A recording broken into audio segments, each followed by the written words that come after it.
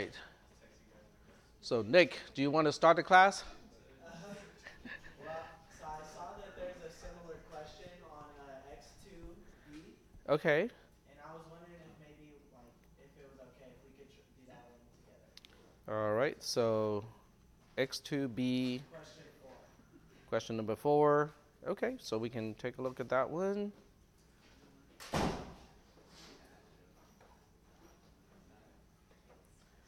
Keep going. Okay, so this is question number 4 of a slightly different question compared to what we talked about before. But the strategy to answer this question is going to be the same or very similar to the other one. Okay, so let's go ahead and start with this one. So in order to answer a question like this, the first thing you need is the schematic of the processor architecture, which means you might want to bring at least one of those schematics with you to exam number 2, if not multiple ones. The reason why you might want to bring multiple ones is you might want to bring like highlighters to help you highlight connections specific to one question. So you have one sheet of paper just for one single question, and then use another sheet for a different question. So that way, you can track the traces and whatnot without worrying that you're going to have to reuse the same schematic later on. Okay, so with this particular question, we kind of know that this part is not very relevant. The microcode pointer select is not very relevant because all this is doing is to say, okay, let's increment, okay? So it doesn't really affect the rest of the processor. It simply means that we have 2 slices, and then the third slice is probably the one that will reset it back to 0, but it's not displayed here. The first one is having PCEM being a 0, which means we are not updating the program counter. If the program counter is not being updated, it doesn't really matter how we specify PC mux because PC mux only has effects on how we update the program counter, and if the program counter is not enabled, it's not going to update anyway. And then we have question mark for ADDR mux or the address mux. That's because we are not using RAM at all. So when you look at RAM select, it's also a 0. Yep. Are we recording? I believe so. Yes. So let me double check. Yep, we are streaming and the audio is good. Okay. So because we are not using RAM, that means the address mux is not going to be important, because address mux, the only purpose of the address mux is to say who is driving the address port of RAM. But if RAM is not being used, who cares, right? We are not using RAM at all. And also as a result, RAM load is not important, because if RAM is not selected, it cannot be used for reading or writing purposes. So that's so starting from the top, this is what we know. The ALU is important because the ALU EN is a 1, which means that the ALU is enabled. The operation that we want to perform is number 4. Now, even I cannot remember which one is 4. Okay, so you have to look into the ALU schematic itself to find out which one is number 4. So does anyone remember? Yep. The AND operation? Okay. So if it's the AND operation, so we're doing a bitwise AND. So now the question is, what are we ANDing? Okay, so what connects to in1 and what connects to in2 of the ALU? So that is determined by register output 1 demultiplexer as well as register output 0 demultiplexer. So if you look at these two and look up the diagram, you will find that these demultiplexers each one will connect one output of the register bank to input 1 and input 2 of the ALU. To be more specific, register output 0 of the register bank is going to in1, register output 1 is going to in2 of the ALU. Okay? It doesn't matter which one is which one, because the AND operation is commutative. So it doesn't really matter which one goes to in1 and which one goes to in2. If this is a subtraction, then it is significant. Or if it's a right shift operation, it is also significant. But if it is add or subtract, it doesn't really matter. Oh, excuse me. If it's add, it doesn't matter. If it's subtract, it does matter. Okay. If it's and, it doesn't matter. If it's or, it doesn't matter. Okay. So what registers are we feeding into the ALU? It just has XX here, and it is also saying XX here, which means we are using the same register. Okay. XX can be 0, 1, 2, or 3, which is corresponding to all the registers, register A, B, C, or D. But we are using the same register as register output 1 as well as register output 0. So we are using an AND operation where both operands are the same. It's like AND AA, AND BB, AND CC, and so on. So the next question now is, are we updating one of the registers based on the output of the ALU?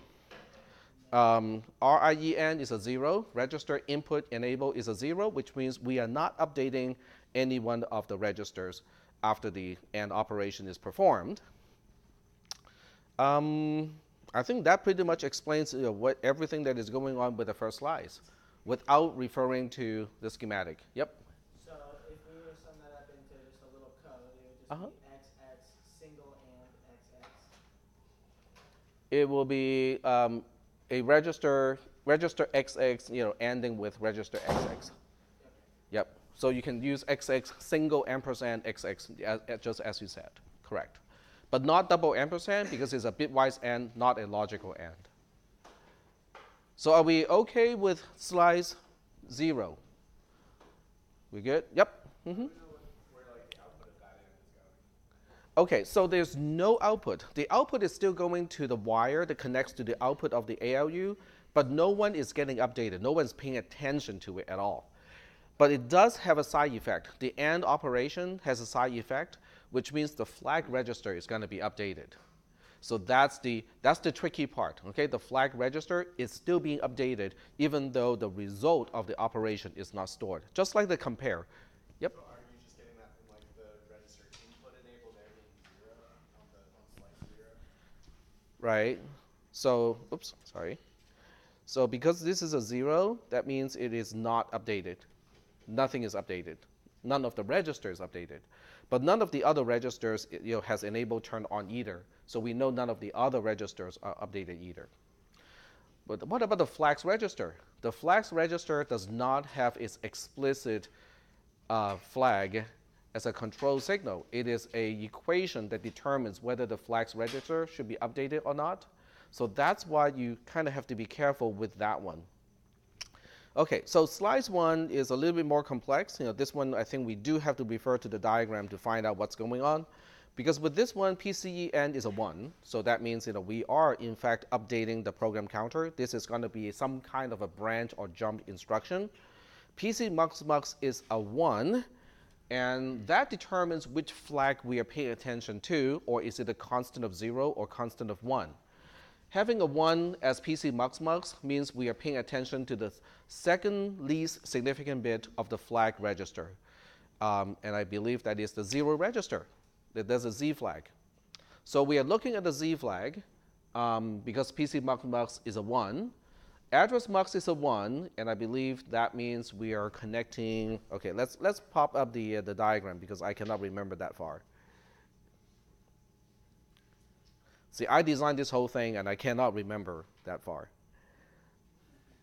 Which means, when you are doing your lab or your homework assignment or preparing for the test, don't try to eyeball it. I mean, you really need that diagram.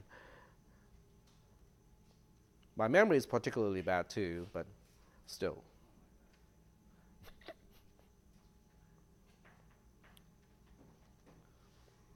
Okay, so we go to the processor, share folder, processor, okay. And I made PDFs for you guys so that you don't even need to make your own PDFs, just download and print. And this time we look at the processor architecture, and we'll zoom in. Okay. So we're looking at address mux earlier. Address mux is this guy. It is a 1, which means we are using this wire to connect to the address port of RAM. So if you track it down, it goes to the program counter.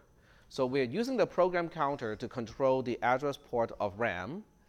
Okay, so now the question is, are we writing to that location or are we reading from that location? So if you switch back to the question itself, let's see, where is it? Right here. So when you look at the question itself, RAM load is a 1, which means we are reading from RAM. So we are using the program counter to tell us which location in RAM we should be reading. But now the question is, where is that content going? Okay, what are we updating using that? Okay, so we have a pretty strong suspicion it is the program counter, because the program counter is the only thing that has the enable turned on.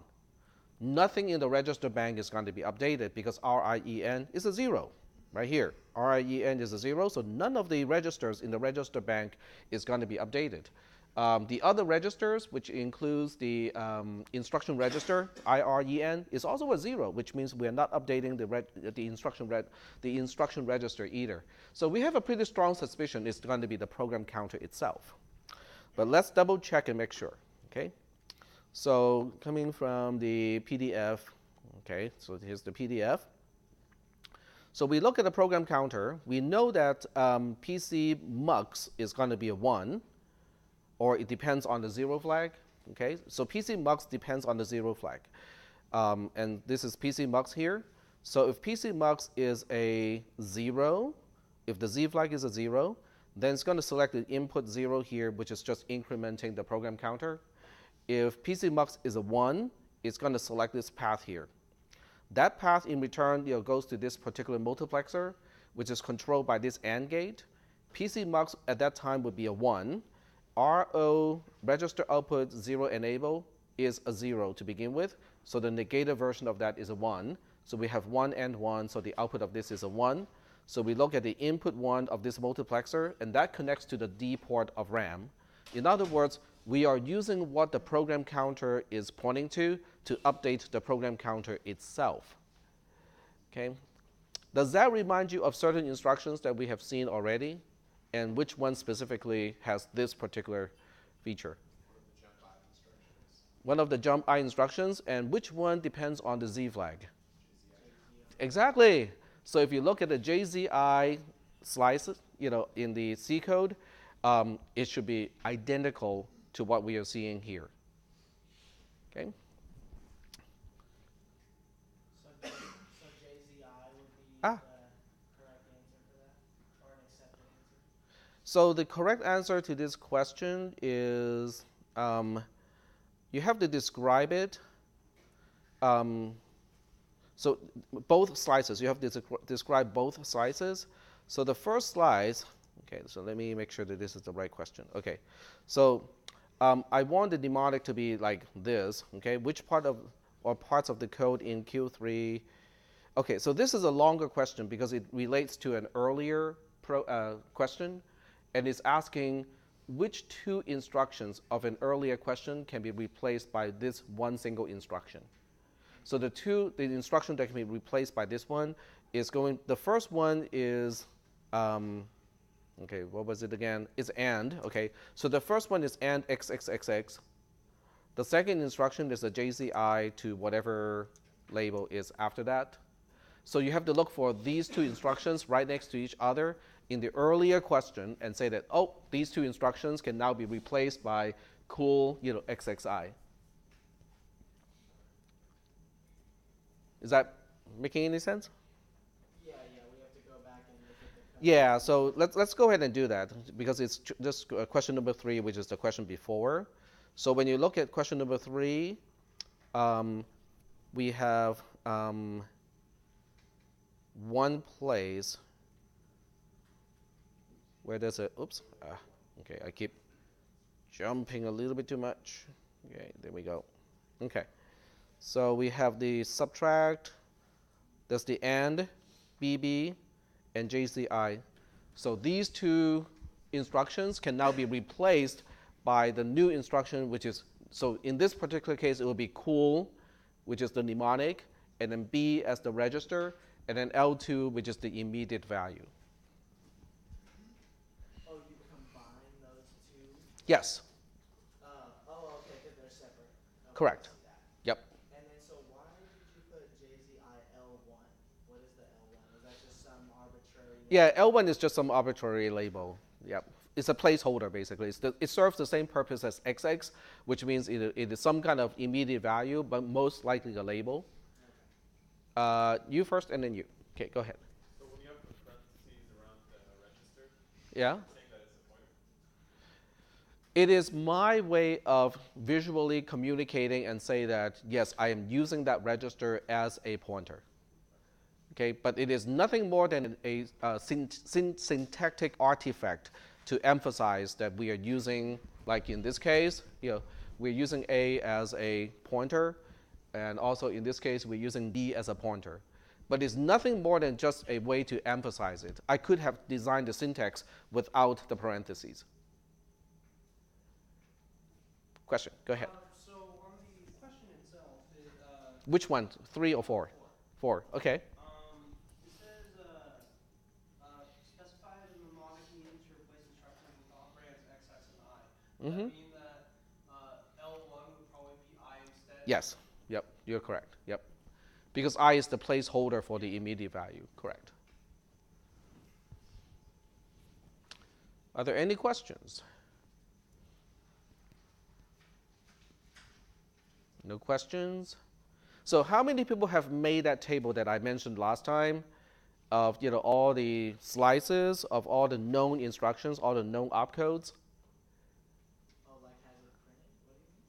What do you mean? Something like this. Okay, so we are looking at something that combines these values in each individual .c program in opcode.zip, and then you just say that, oh, this is this defines the slice, the first slice or slice 0 of the subtraction instruction, and when you look at the ordering of these, it is using the same ordering as this one here. And do you see a resemblance between these names and the names in the question? Yeah, it's structure. They are exactly the same. They follow the same order. So what I'm suggesting is for you guys to make your own table. Okay, your own table, and most instructions, I should say all instructions at this point, every single instruction that is currently implemented only needs one slice. The second slice is always 1 followed by all zeros because we just need to reset the microcode pointer. So what I'm suggesting is for you guys to make a kind of bigger table so that every single instruction that we have talked about has one entry or either one row or one column, depending on which way it prints out better. So that this way, when you look up, when you have a question like this, you can look up that table and say, oh, this resembles that slice. Okay, even if it's not exactly the same, if it is very similar, that gives you an idea of probably it does this. Okay, then you just look for the difference and go like, oh, they're different just a little bit. I'll just make sure that I understand how that will change what the slice is going to do. Yep. Is that all in that Ucode.c thing, or how do you go about making that? The table. Do you want the long or the short answer?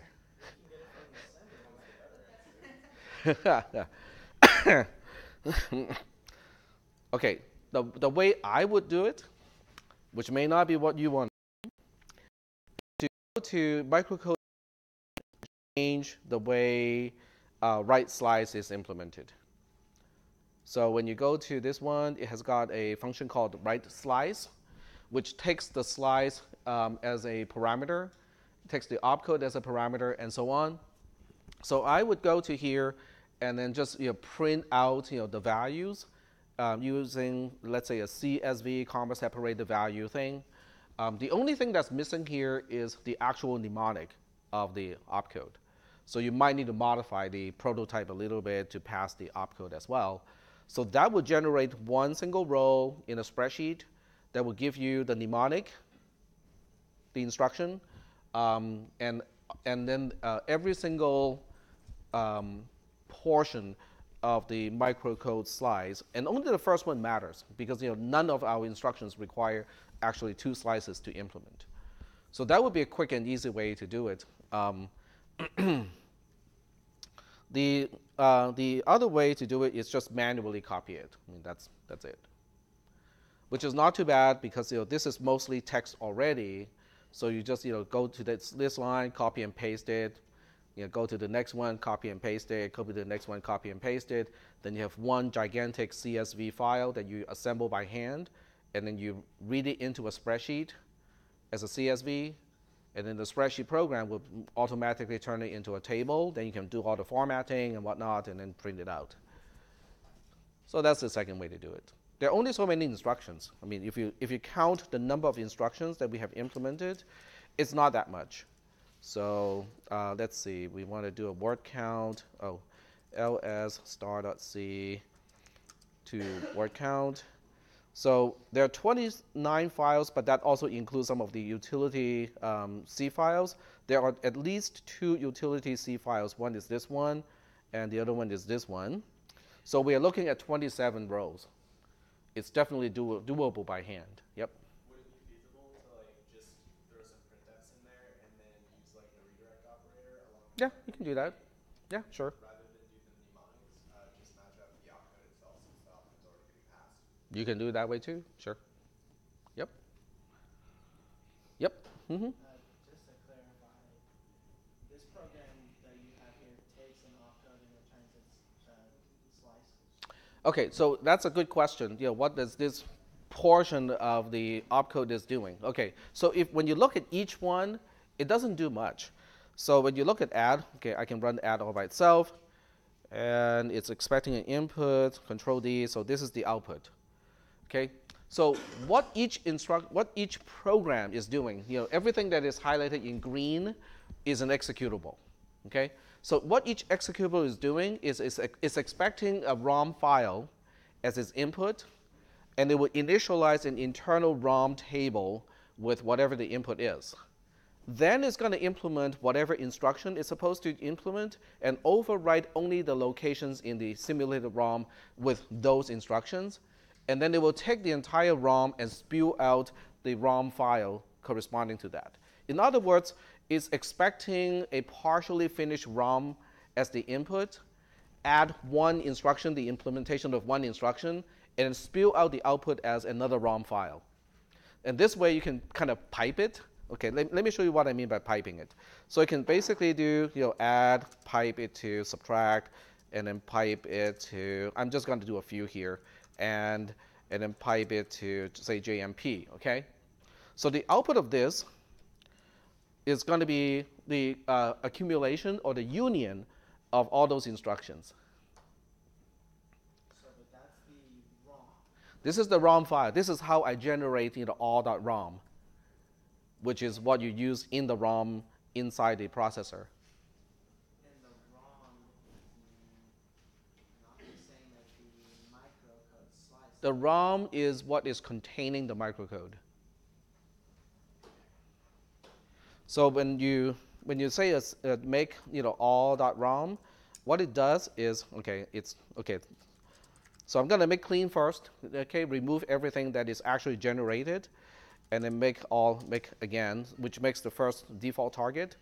So what it does is it compiles all this code, and then the last instruction, which is kind of difficult to read anyway, but it's basically saying no op pipes to CPR, pipes to LDI, pipes to LD, pipes to add, and so on and so forth. So it's creating a union of all the possible opcode of all of these instructions.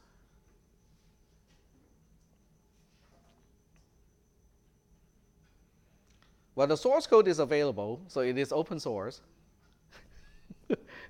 which means you guys can actually read it if you want to find out how it gets the job done. Yep. The output that you were getting when you were just running against the different object files, was that from that function we were looking at a second ago? Say that one more time. The output you were getting when you piped them all together like that, was that from that specific function we looked at earlier? No, it is not. The function that we just talked about is the one that injects specific microcode slices into the emulated ROM. So the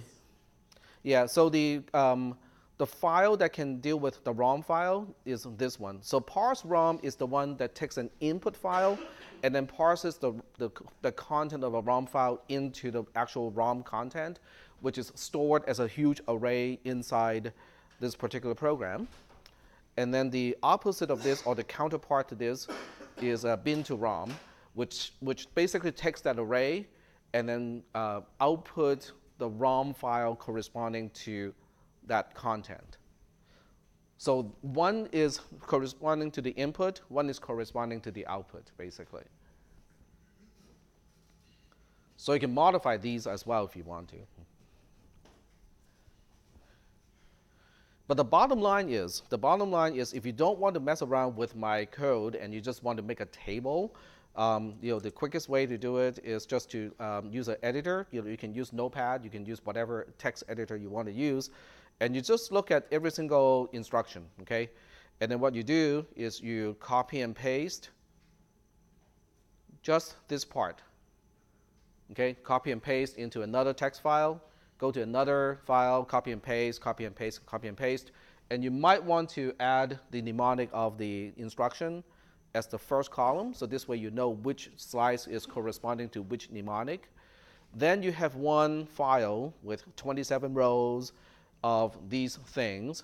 And then the first row for the header, you can copy and paste it from here. So you can use ucode.c and extract these names as the first row, because that's the key. Those are the names of the tunnels for the most part, corresponding to those values. So you can, now this one is kind of a little bit harder. You have to do some kind of text editing to turn it into one single row. But I trust that you guys know how to use Notepad and delete stuff, right? Turn multiple lines into one single row. So that's how you can do it. Is that okay? But that table is going to be useful, not only for the test, but also for you to understand how each instruction is implemented. Because that ultimately, that's what I'm really testing you. Yep. Where can we find this code again? Huh? Where can we find this code? It is in the share folder as opcode.zip. So once you unzip that file, it will give you all of these individual files. So let me show you exactly where we are talking about. It is under the share folder, under processor, and you go to opcodes.zip pro, and you unzip it. That will give you all the source files. This entire thing, okay, the processor, all the tools involved, everything is open sourced, including Logisim. The tool itself is open sourced. So it's open source to the second degree.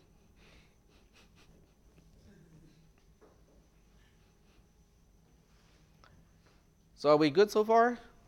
How do we get ready for the test? Okay, cool. All right, so what we'll do today is kind of move on unless there are additional questions about the test. And then what we'll do is we'll talk about subroutines now. Now, the discussion of subroutine is outside of the context of exam 2. Yes? Sorry, this is just a question for test. That's fine. Is it possible that we can work through like maybe an example of like, or a quick example of like a nested C structure or something like that? And converting that to a Go through an example of what again? Sorry? a nested C structure. A nested C And converting that control structure. Okay, gotcha. Yeah, we can do that.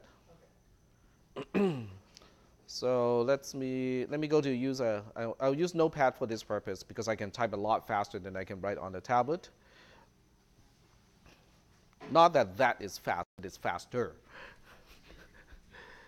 I do not claim to be fast. Okay, so let's look at this code. I will say, while a is less than 5, okay? And then inside the loop, we have, okay, if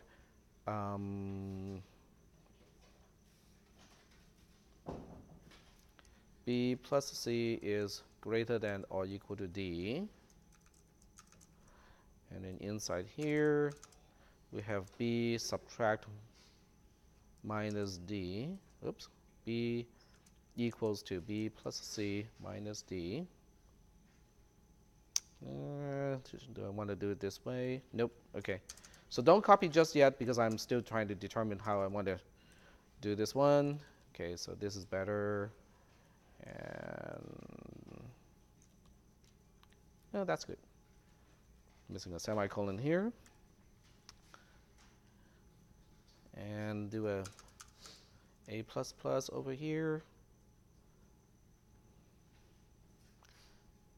Okay. All right, so I think this is good. Okay.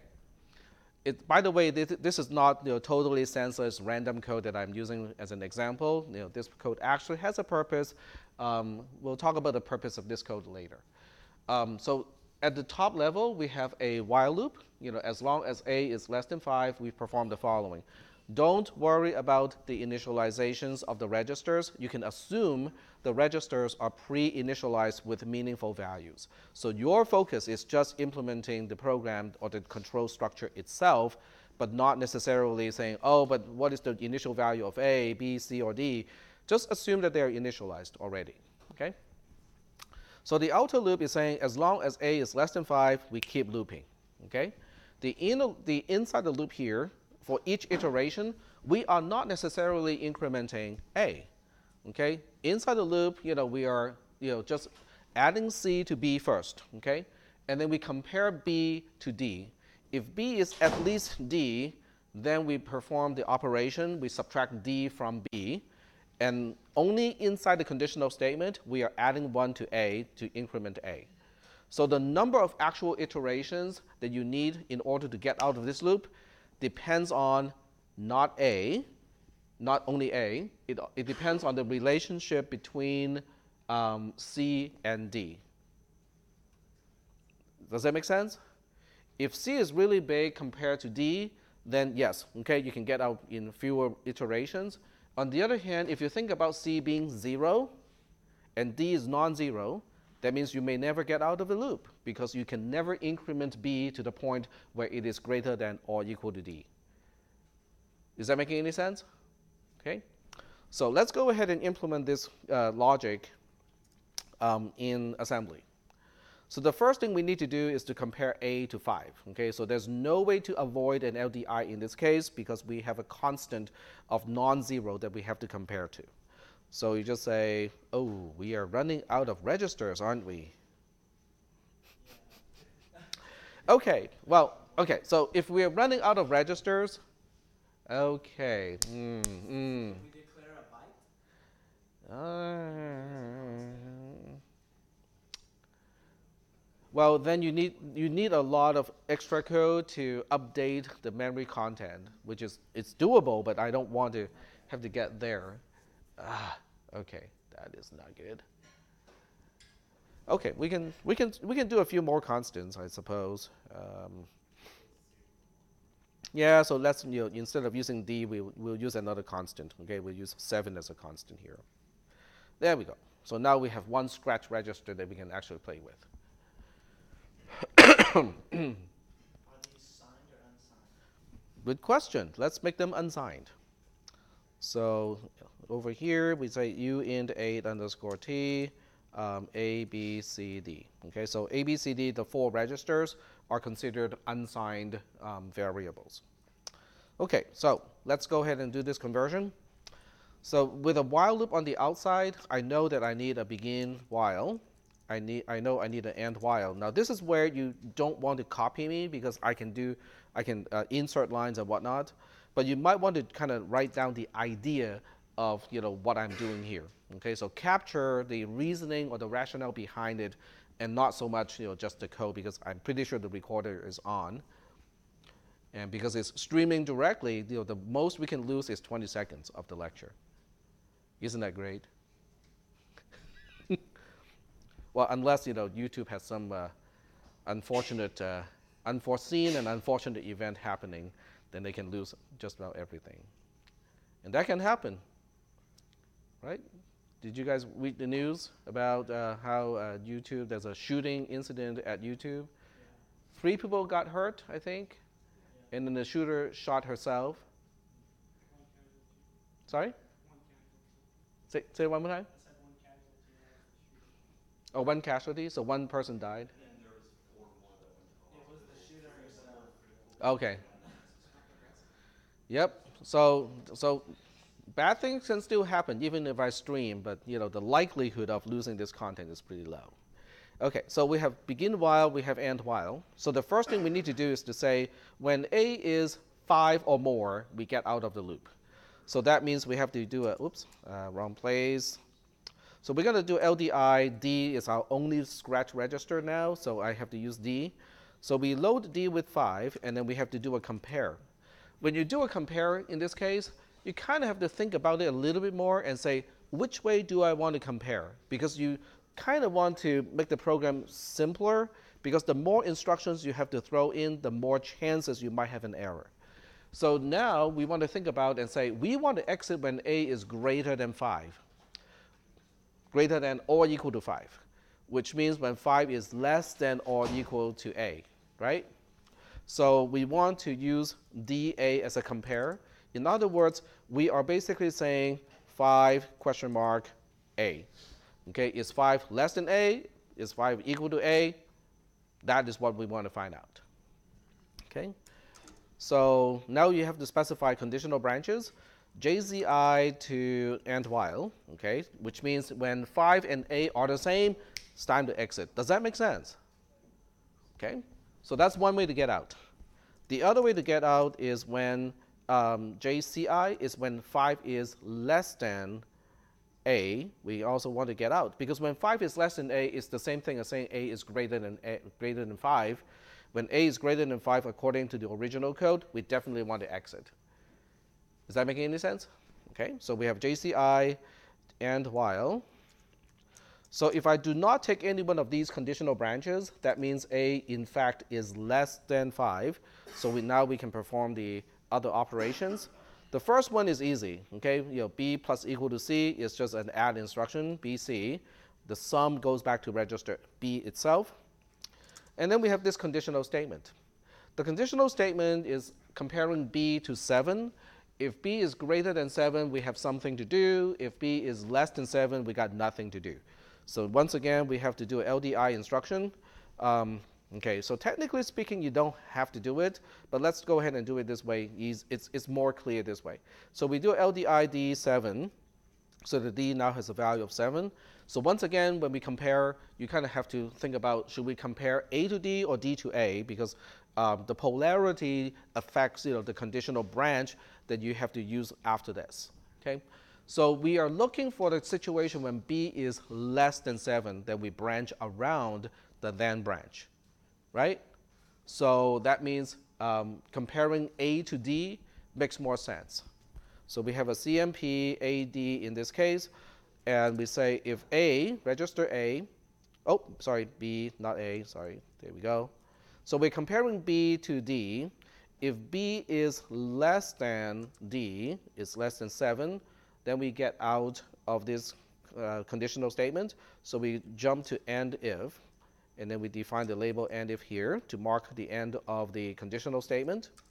If we do not perform this conditional branch, it means B is not less than D, which means register B is not less than 7, which means it's greater than or equal to, right? So now we have to perform those two operations. The first thing is to subtract 7 from B.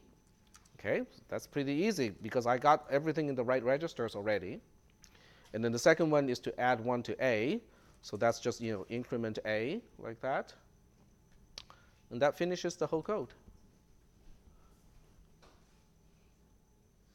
Yep. Would you need a begin while?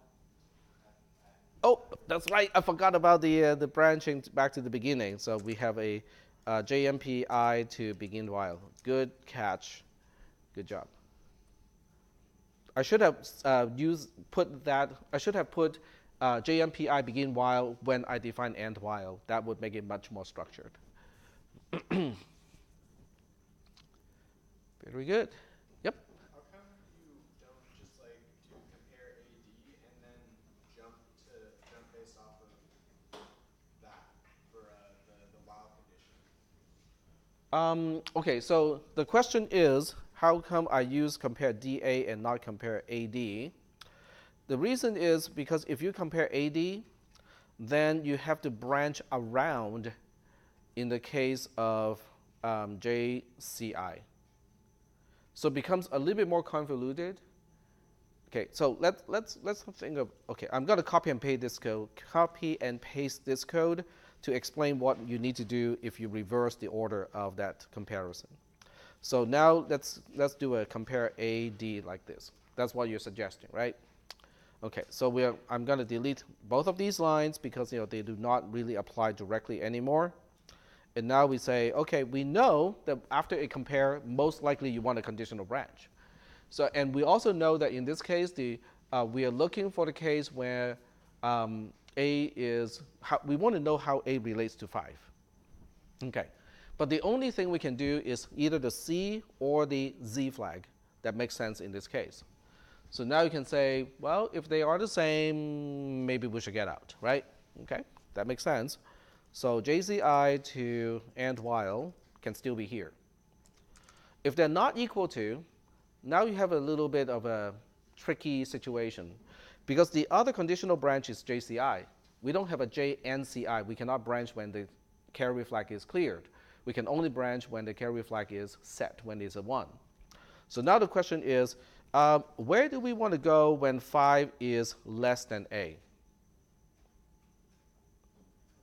Wait. Oh, wait. Okay, I forgot to update my comment here. Okay, so the question is, where do I want to go when A is less than 5? There we go. Okay, I forgot to update the comment to reflect the comparison. Okay, what do you think? We want to continue with the body of the loop. So now you need to define a new label, which is, I guess, continue with while. Okay, continue while is here.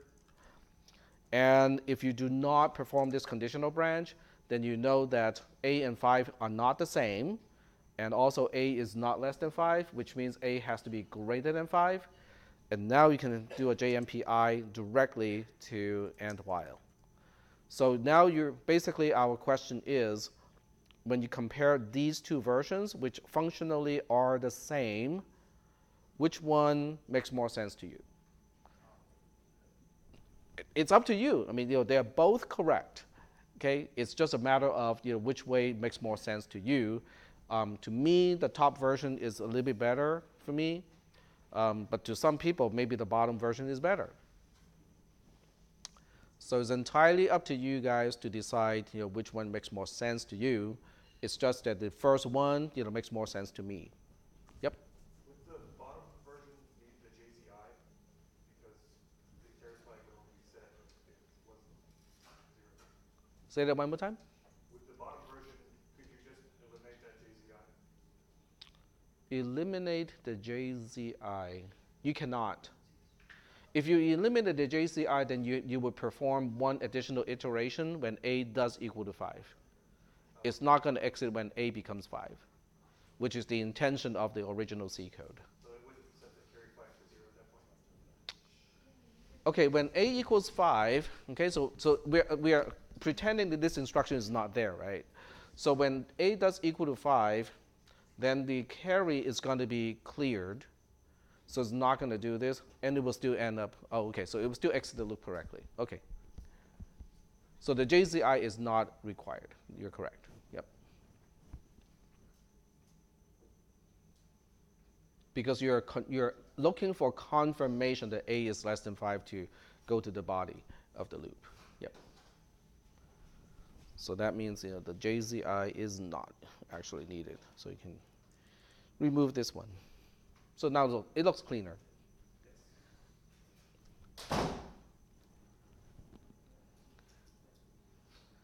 So are there any questions about this?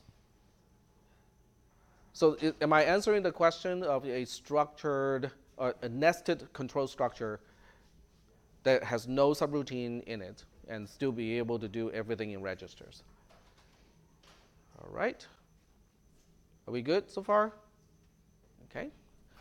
So assuming there are no questions with this stuff, we are moving on to parameters and return values. In other words, at this point, we are moving on to the implementation of subroutines.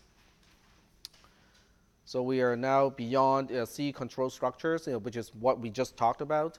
So now we are talking about calling and returning how far did we go in calling and returning? I vaguely remember that we got into this slide talking about the stack pointer.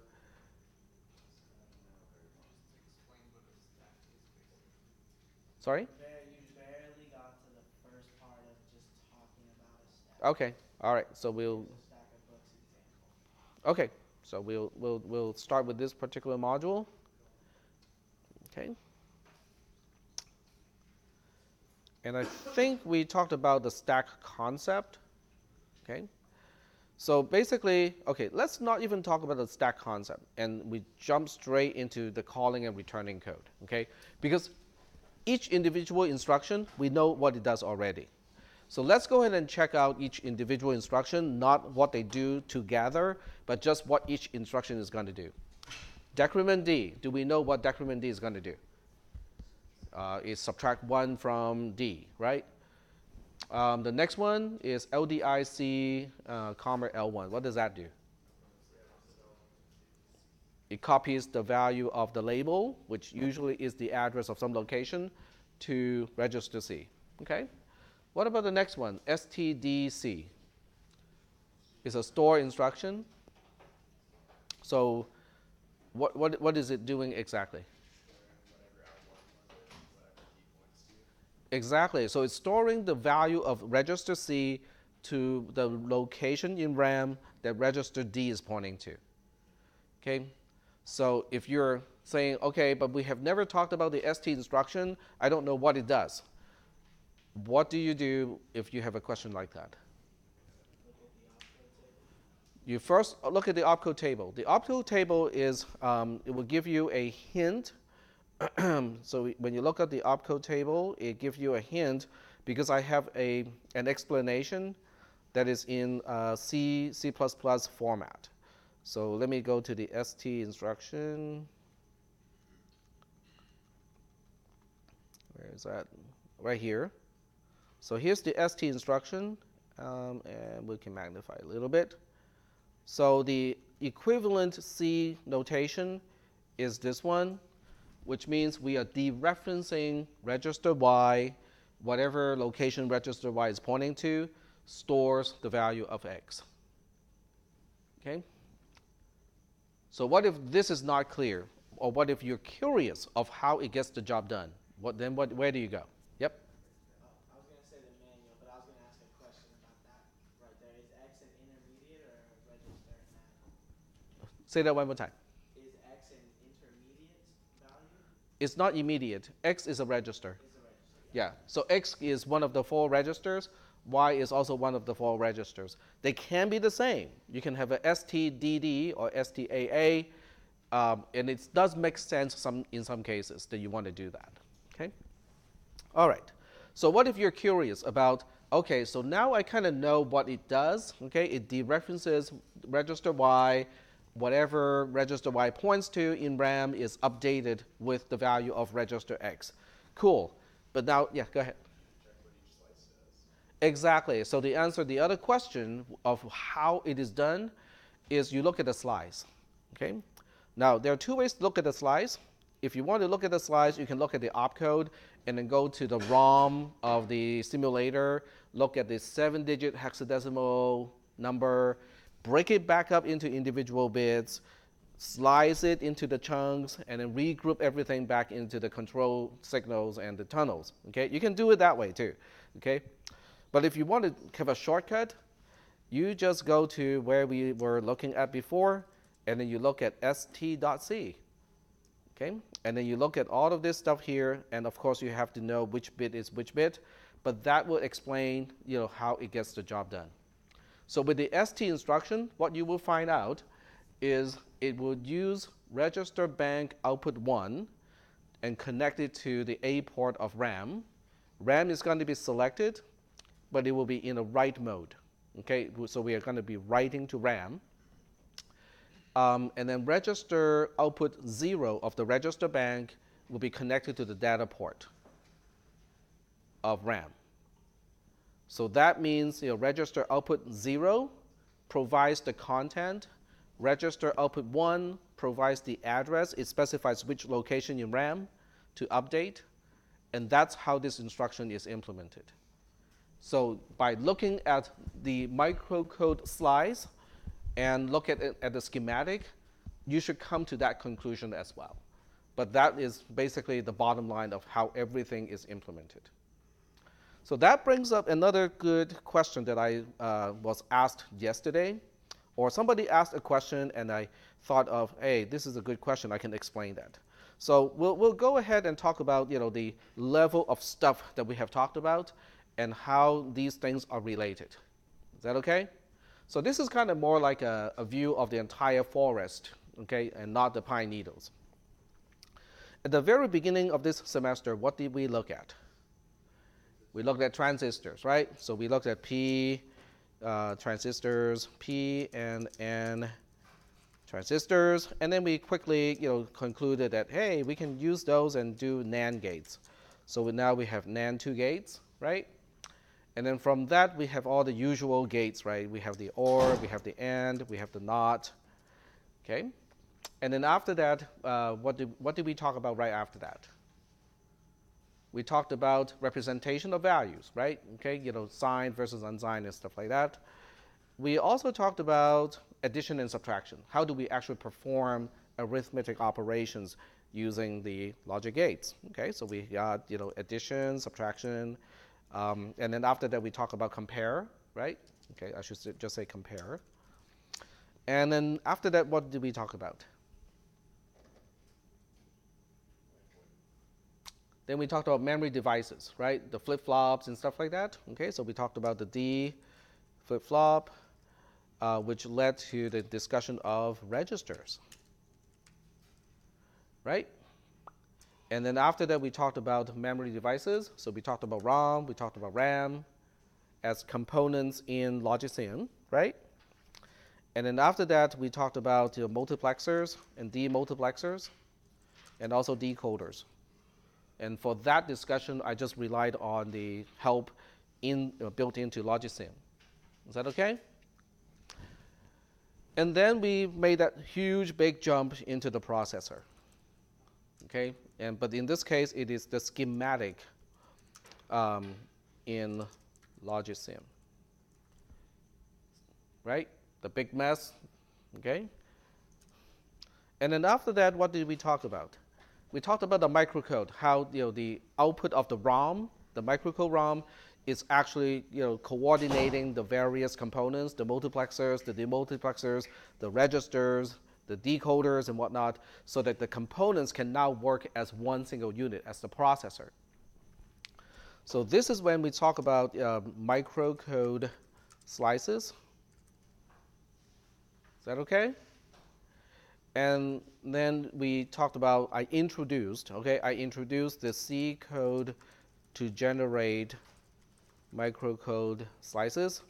So it is kind of important, even though it is not required, because if you just look at the binary bit pattern, yes, you can figure out everything, but it takes a while to kind of decode everything. But when you look into the C code to generate the microcode slices, everything is already chopped up into the correct places, so it becomes a lot easier to interpret. Oh, so this is how we do the LDI instruction. Oh, this is how we do the conditional branch based on the carry flag and so on. And then, once we have the microcode, then we made the jump to opcode. So now the question is, what is the difference between microcode versus opcode? And if they are different, how do they relate to each other? That becomes the next question. So can somebody answer that question for me? Yep. Microcode defines the way opcode works. The microcode implements how the opcode works. That is correct. But the relationship, when you look into the computer into the processor architecture, the relationship is the opcode is stored in the instruction register, which in return has a shift operation before it feeds into the microcode pointer. In other words, opcode serves as an index into the ROM so that we can find the correct microcode slices to execute. Is that okay? in other words, the mechanism kind of goes like this, okay? So the first slice corresponding to any opcode is ROM, open bracket, because I'm treating ROM as an array, opcode times 16, which is the shift by 4 operation. So that becomes, is the first slice of microcode of the opcode. That is the relationship. So this is important because microcode resides in ROM, and it is something that software engineers and programmers cannot change. It is fixed already from factory. Opcode, on the other hand, resides in where? Where do we put the opcode? RAM, exactly. So that is what programmers do. Programmers specify opcode, not microcode. Microcode implements opcode, but we cannot change microcode from the software programmer or programmer perspective. Okay, so opcode are binary, okay? 1001 XXYY, XX being one register, YY being another register, is subtract, okay? It subtracts register YY from register XX. So do you want to memorize 27 of these things so that you can program the processor?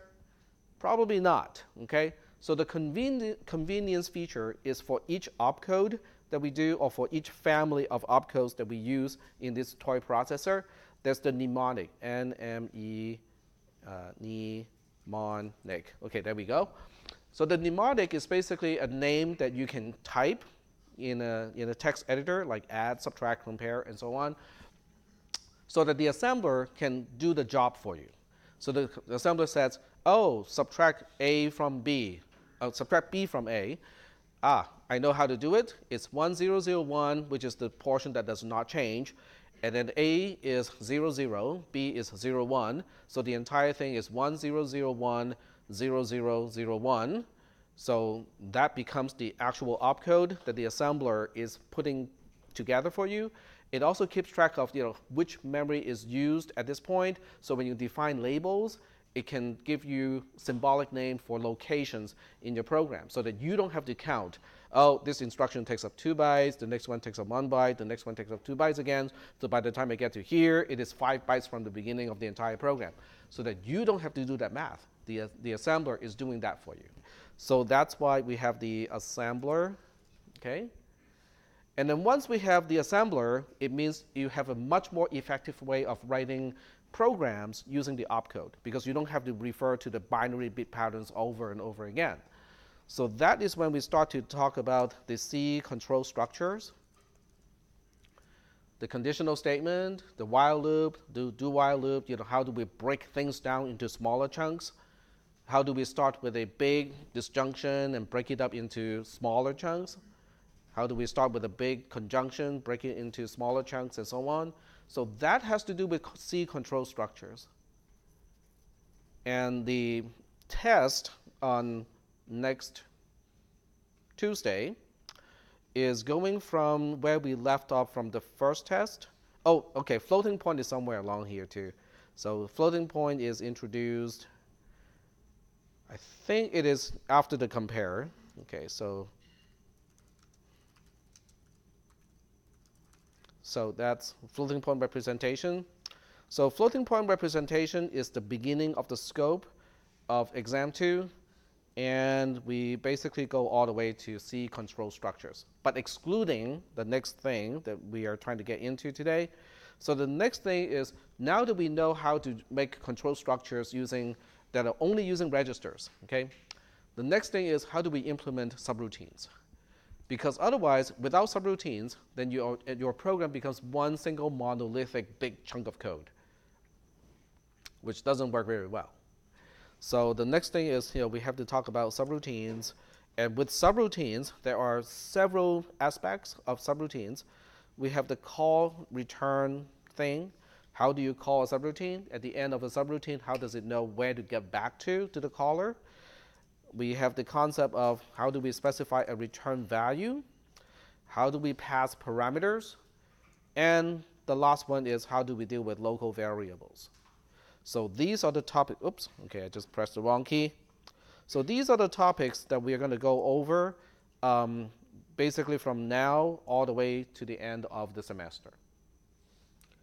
So is that kind of giving you a roadmap of where we have been and where we are and where we are going? Yep, cool. It's the first time that I actually have a little map for this class, ever. Okay, so cool. So we are pretty much at this point, okay? We are basically just trying to figure out how do we call a subroutine and how do we return from a subroutine when it's done, okay? So now we can switch back to the module that actually talks about that, which is this particular portion. This is from the caller's perspective. This is from the callee's perspective when it's ready to return. So we'll go ahead and examine these, I guess, 8 lines of code and figure out what it does. So from the caller's perspective, D is used as a stack pointer. In other words, D is pointing to somewhere in RAM that is available for you to use. It's not going to overwrite anything important. You can kind of assume that it is just a place where you have access to, and you can just put anything there. LDIC L1 is going to say, okay, register C now has the value of the label, not the value at the label. It is the value of the label itself, which means C is now the address of whatever instruction is after the L1 definition. Is that okay? Because there's a very important distinction between is it an address or is it the content at the address? It is an address. C has an address right now. And then the ST instruction is going to store the address that C has to where D is pointing to. So we are pushing that particular value on the stack. The stack is now remembering, okay, somebody asked me to remember L1. Okay, fine, I'm remembering L1. Is that okay? And then we have an unconditional branch on line 4 to a label called F, which is usually the name of the subroutine. That's the entry point of a subroutine. Is that okay? So ultimately, we are just continuing execution at label F. But before we branch, we left behind a piece of breadcrumb. The breadcrumb, L1, is left on the stack. Yes? Oh, I was just going to say, so this is to enter into a subroutine. Isn't there, what is left as like the clue once you're done with that subroutine to return back to where I don't know what we are going to do after. We don't care at this point. So the equivalent code in C, okay, so I'm sorry that I have to switch between these two. So the first one is handling what do we do when we say call function F. The second one is basically pretending that we are, okay, so let's just say the function F doesn't do a single thing, okay? This is function F. And with a function that doesn't do a single thing, you can have a return statement that doesn't return the value to emphasize, yep, I'm going back, okay? So going back to here, these 5 lines of code together, these 5 lines of code is implementing the call to function F. These 3 lines of code over here is implementing the return statement in the subroutine that we are calling. Is that okay? Does that establish the context of these instructions? Yep. I just wanted to double check. So like D in like the very first time you start a program is going to be initialized to like ff+1, and then when you decrement, the stack is growing towards the source of memory, right? That is correct. Yep. All right, so getting back to this code, are there any questions about the first 5 lines of code from the perspective of the caller?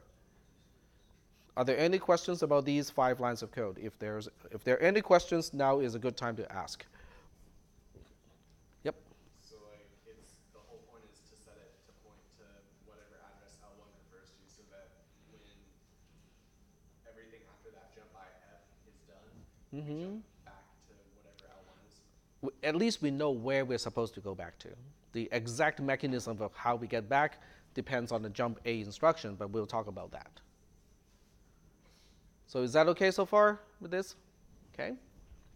So from the perspective of the subroutine, okay, which eventually has to execute these 3 instructions, what do you think is going to going back to register A from line 1 of this code?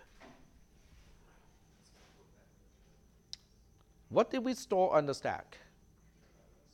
L1, right? So the first line, LDAD, is going to reinitialize register A with L1.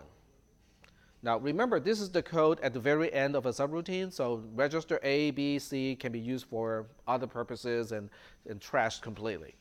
So by the time we get to these 3 lines, the first line is going to retrieve L1 from the stack and put it back into register A.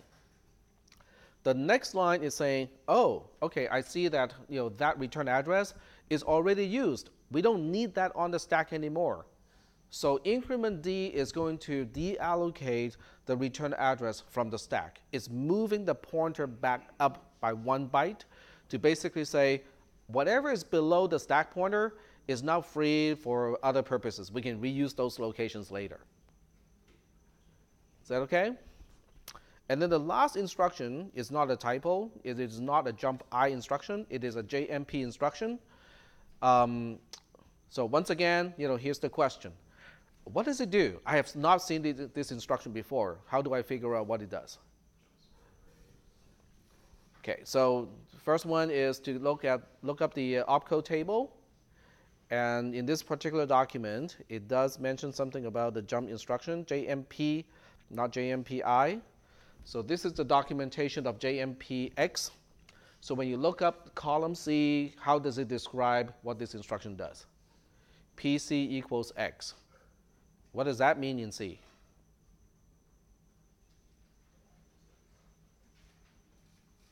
It updates the left-hand side with the right-hand side, right? It's an assignment operation.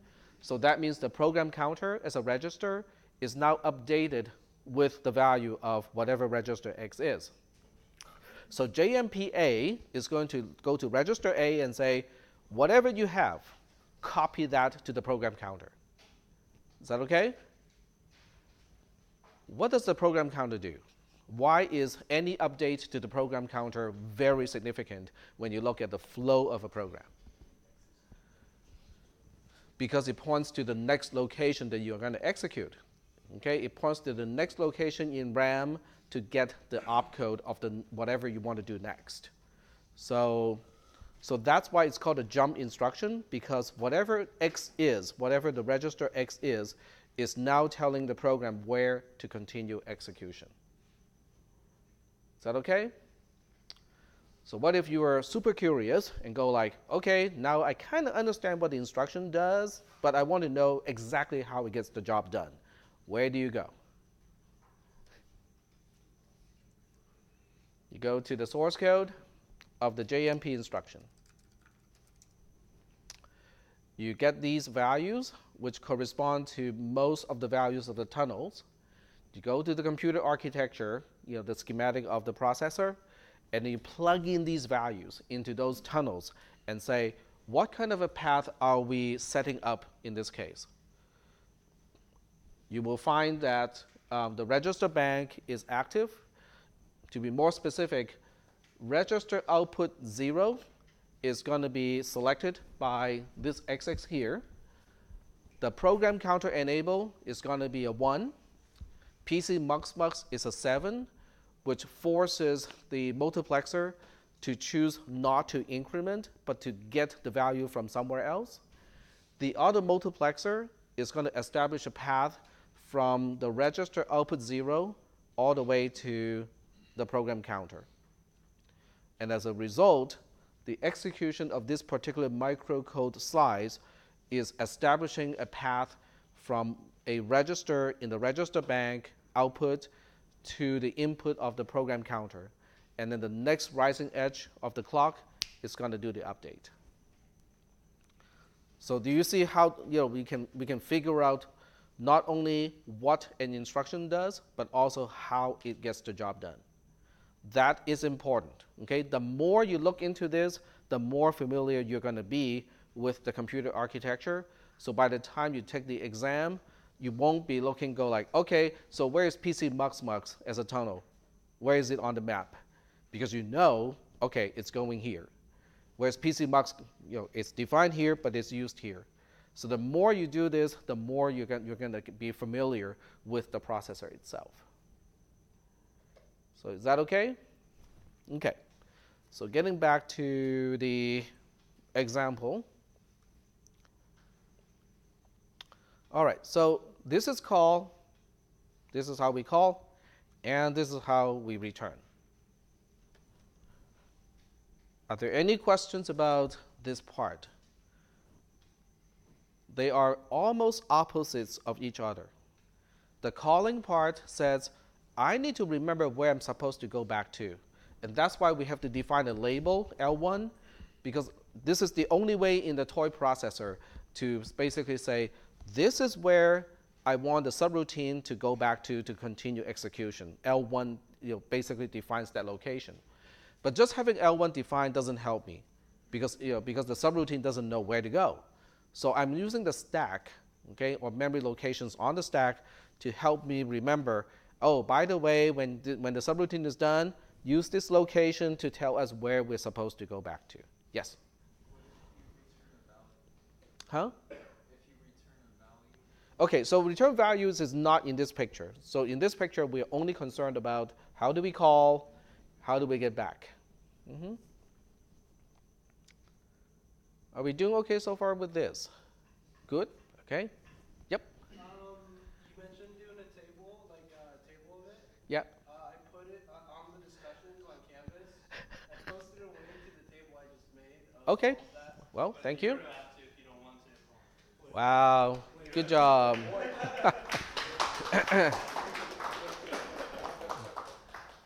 Now, I do have to emphasize, I hate to be a wet blanket, which I am. Just having that table doesn't mean that you know how to use the table effectively. So, you definitely want to look at the table. What does it mean? What is each row meaning in the table? And how to use the table. Okay? Just because somebody already has made a table and generous enough to share the table, doesn't mean that all the work is done. Because most of the work is not the generation of the table, which is not to devalue what he has done, but most of the work is understanding how to utilize the table. That is where most of the work is. Okay, cool. Thank you. Okay, so getting back to calling and returning, are we good so far? Do you think this mechanism can deal with recursion, where a subroutine can call itself? So how does it know how to unroll stuff? Yep, because okay, so this is where, yeah, go ahead, sir.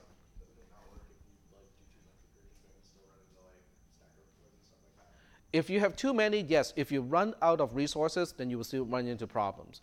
But assuming that we're not going to run out of resources, we're not going to be running out of stack, this allows you to do recursion.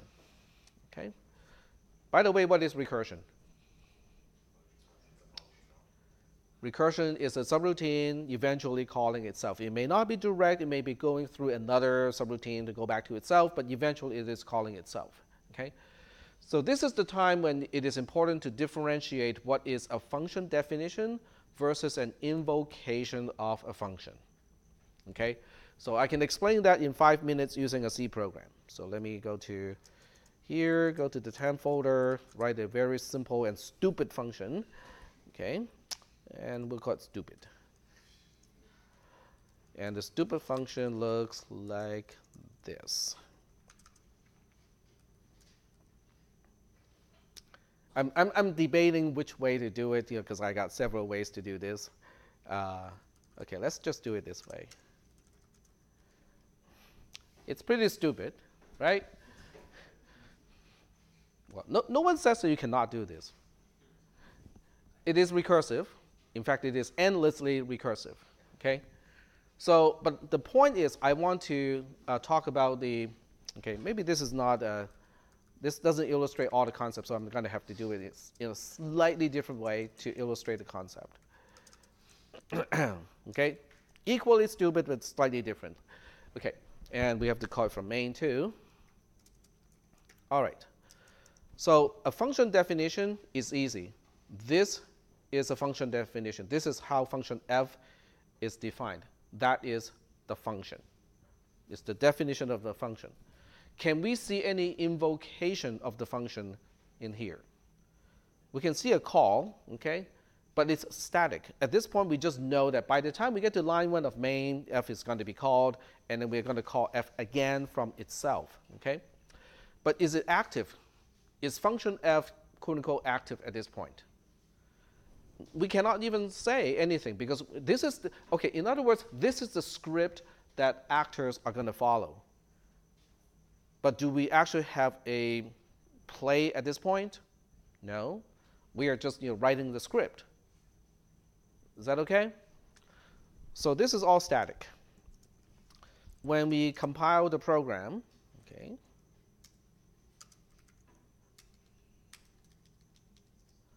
it gives me an executable. Now, if I run this executable on the command line, it's just going to run out of stack, and it's going to give me a segmentation fault, so it's not going to be very fun. So instead of doing that, I'm going to do a gdb a.out, which is the default name of an executable from GCC. And then what we'll do is we're going to put a breakpoint in main first. Okay, the first line of main, we're going to stop. Okay, so at this point, do we have any invocation of f? Are we in the process of executing f in any way? We're still in main. Very good. Okay, so f. So there are no invocations of f, but there's one invocation of main at this point. Is that okay? Is that concept okay? We have 0 invocation of f, but we have 1 invocation of main. Main is being called. It is active. It is in execution at this point. Yeah, it's kind of like instance, but not exactly. Okay. Okay, so now we're going to single step into f, okay, which means we're in f at this point. It is about to call itself. Is that okay? You can tell from the line number. Line 8 was where we were. Line 3 is where we are now. Line 3 is inside the function f itself. So at this point, I can say that we have 1 invocation of main, which results in the invocation of f at this point. Is that okay? So instead of having a 0 invocation of f, we have now 1 invocation of f. If I single step one more time, which means f is calling itself, now we have 2 invocations of f and 1 invocation of main. In other words, I'm counting each time that f is calling itself as a different invocation. And it is, quote unquote, as a different instance. Okay, using C++ terminology, it is a different instance. It's a different runtime version of calling f. Okay, if I single step one more time, now we have 3 invocations of f. Now we can talk about the number of invocations until my face turns blue. Okay, and it's difficult to visualize. But there's one tool in GDB that is really helpful to visualize this. It's called BT, or backtrace. So backtrace allows you to understand how we get to the current point at this point. Frame 0 is the current point. We are currently on line 3 of subroutine f in the source file stupid.c. How did we get here? We got here because of line 3 of function f in stupid.c. How did we get there? We got there because of line 3 of stupid.c in function f. How do we get there? We got there because of main. Line 8 in main is how we got to the first invocation of f. So this is helpful in this class because now I can actually explain and visualize, the function definition. There's only one function definition of f, but now we have 3 quote-unquote instances or 3 invocations of f on the stack. Is that okay? How does it relate to what we just talked about in today's class? Each invocation has its own return address. That's how recursion can deal with, oh, where am I supposed to go back to? I'm supposed to go back to myself. But where of myself am I going back to? Each invocation has its own little breadcrumb stored on the stack. So the point of returning can be different for each invocation. In other words, you can have a recursive subroutine that has multiple points of recursion, and the stack allows that to be handled. So that's why the stack is so important, because it is what enables the use of recursion. Without the stack, recursion would not have been possible at all. And there are programming languages that does not use a stack for calling and returning. And as a result, those programming languages cannot deal with recursion at all. Is that okay? Is everything being tied in and related, or is it just one big mess right now? I can see someone making Campbell's soup, with LD, LDI, JMP, and JMPI, ABCD, and then the parentheses, and now we are stirring that soup. Yep. Do you have an example of how it will stack return addresses? We'll get to that next time because we are running out of time today. So next time we'll continue with this discussion. Your lab today relates to this. So it will help reinforce these concepts and a little bit more than that.